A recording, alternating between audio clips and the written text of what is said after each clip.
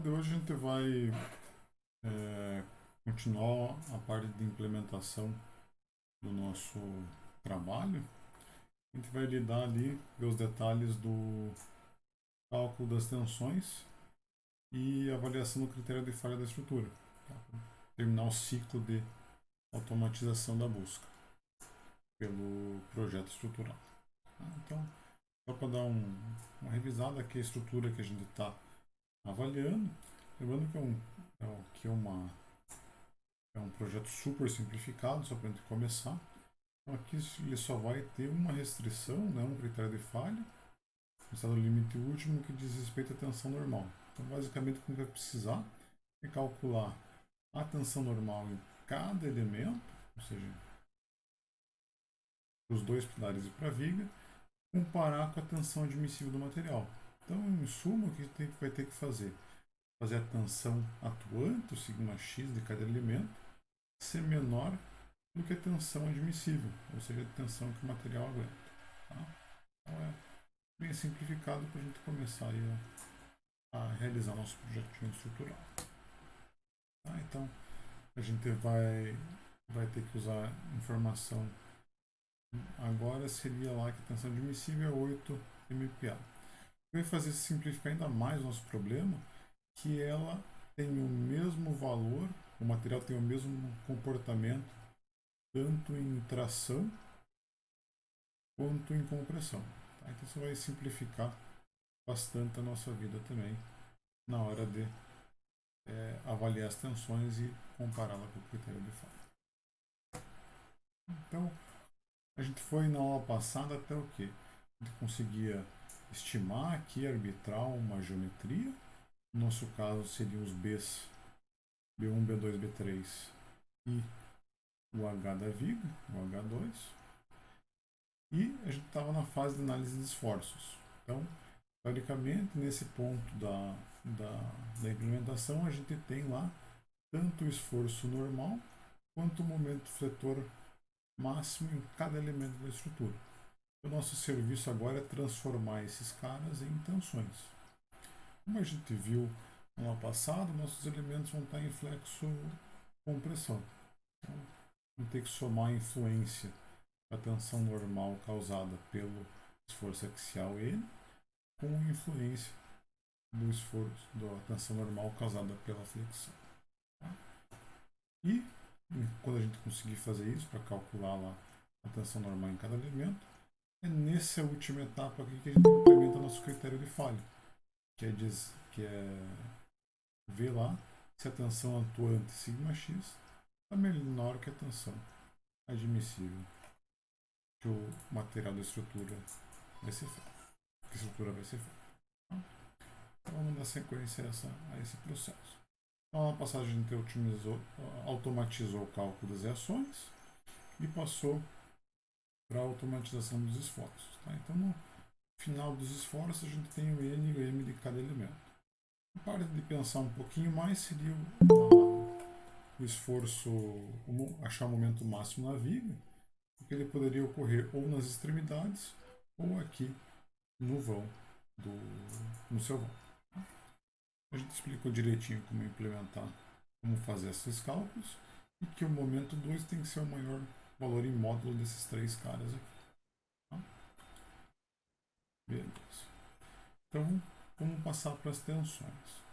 O que vocês vão precisar fazer lá para implementar as tensões? Então, que primeiro perceber que os dois pilares vão estar sofrendo compressão causada pelo esforço axial, ou seja, pelo N lá dos pilares, e vão ter também uma parcela de flexão, tá? Que vem lá do diagrama do momento fletor, momento máximo.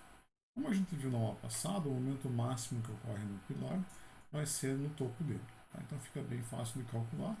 No final das contas, o que a gente quer fazer é somar essa tensão normal com a devida carga axial de compressão com essa tensão normal de compressão aqui da parcela de flexão. Tá? Então, essa fórmula que vem aqui da mecânica dos sólidos, o N, o M e o C, todos esses caras têm sinal. Tá? Como a gente tem que o material funciona da mesma forma em tração e compressão, ele é isotrópico, o que a gente vai poder, homogêneo, o que a gente pode fazer? Simplesmente calcular esses caras em módulo. Tá? A gente consegue simplificar bastante essa equação.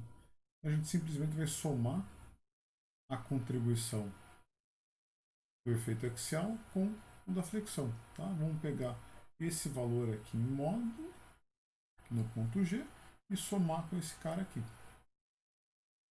Beleza?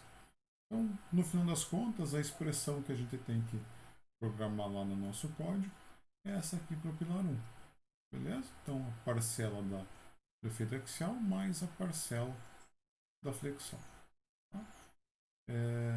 Para o pilar, para o elemento 3, o pilar 2, vai ser bem simples, só basta aqui mudar as quantidades para aquelas que pertinentes a ele. Tá? Então, a cara da expressão fica exatamente a mesma. Para a viga, a ideia é análoga. Então, a viga vai ter vai ter uma parcela de tensão normal casada pelo esforço axial, que vai ser uniformemente distribuída aqui ao longo da seção transversal, e vai ter a parcela da flexão. Tá?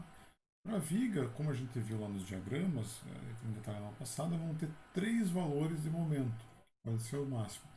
Os das extremidades e o que ocorre lá no meio do vão. Os das extremidades são iguais aos momentos máximos dos pilares. Tá? Não tem muito segredo de como calcular eles. Aqui no meio do vão que a gente viu mais detalhes de como calcular. Então, decidido qual desses caras você vai pegar, você vai pegar o valor dele, o valor máximo deles em módulo, para não ter erro, e vai colocar na expressão da flexão, na expressão da tensão normal devido à flexão mais esforço axial. Como a gente fez no caso do pilar, aqui a gente soma esses dois efeitos, o que simplifica bastante o processo do projeto. Beleza? Então, basicamente, o que vocês têm que implementar é essa equação, seria uma equação análoga às outras, vai para a viga, tomar cuidado aqui com o valor desse cara. Beleza? Essa é a ideia aí do cálculo das tensões. Para verificar o critério de falha, que seria a última etapa ali do processo, a gente tem que ver o que? Se a tensão axial, a tensão normal em cada elemento é menor que a tensão admissível. Então, o que vocês podem fazer, por exemplo, para ficar legal, é escrever essa relação aqui dessa forma. Então, isso aqui fica praticamente como se fosse um coeficiente de segurança da estrutura, se vocês forem, de cada elemento, se vocês forem pensar. Tá? A tensão atuante divididos pela tensão admissível tem que ser maior do que 1. Se for menor do que 1, o que vai acontecer? Quer dizer que o cara aqui, o nominador, está maior que o denominador, ou seja, a tensão atuante está acima da tensão normal e a estrutura está falhando. Aí a gente tem que fazer esse cara aqui ser verdade. Então essa expressãozinha pode ser vista aí como um coeficiente de segurança de cada elemento. Beleza? Então é bem tranquilo de implementar ela. Tá? Então, o que eu quero que vocês façam na aula de hoje é esse processo de cálculo das tensões e implementação dessa funçãozinha ali no código. Beleza?